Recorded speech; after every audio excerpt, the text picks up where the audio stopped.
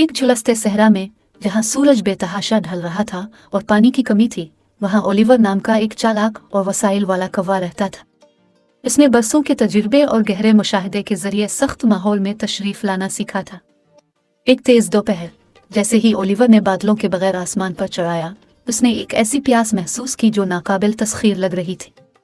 इसने ऊंच नीच तलाश की, लेकिन पानी का हर जरिया सूखा हुआ दिखाई दिया। सूरत हाल संगीन थी और ओलिवर की ताकत हर गुजरते लम्हे के साथ कम होती गई।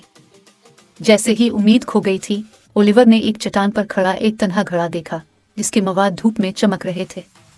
जोश इसके अंदर से गुजरता था, लेकिन जैसे ही वो इसके पास आया, इसका दिल डूब गया। पानी की सतह बहुत कम थी कि इस तक पहुंच नहीं सकता था।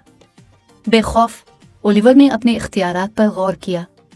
वो जानता था कि हार मानना कोई ऑप्शन नहीं है। इसकी बका की जिबिलत शुरू हुई और उसने हल पर गौर व फिक्र करना शुरू किया। उसने अर्द गिर्द देखा, किसी भी चीज की तलाश में जो उसे पानी की सतह को बुलंद करने में मदद दे सके। करीब ही इसने छोटे कंकरों के बिखरते हुए देखे। नए अज़्म के साथ ओलिवर ने एक वक्त में एक कंकर उठाया और एहतियात से घड़े में गिरा दिया। हर बार उसने देखा कि पानी की सतह इस कदर कदरे बढ़ रही है।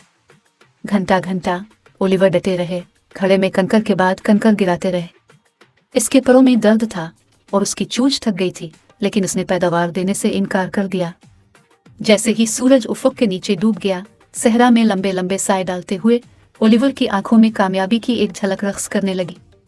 आखिरकार इसके बाद जो हमेशा की तरह महसूस हुआ, आखिरी कंकर की वजह से पानी की सतह इतनी बढ़ गई कि ओलिवर इस तक पहुंच सके। खुशी और राहत के फट पड़े। उसने अपनी चोंच को जिंदगी बख्श माए में डुबोकर अपनी प्यास बुझाई।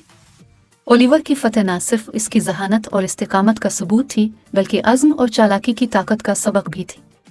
वसाइल वाले कौवे के कारनामे की खबर सारे सहरा में फैल गई।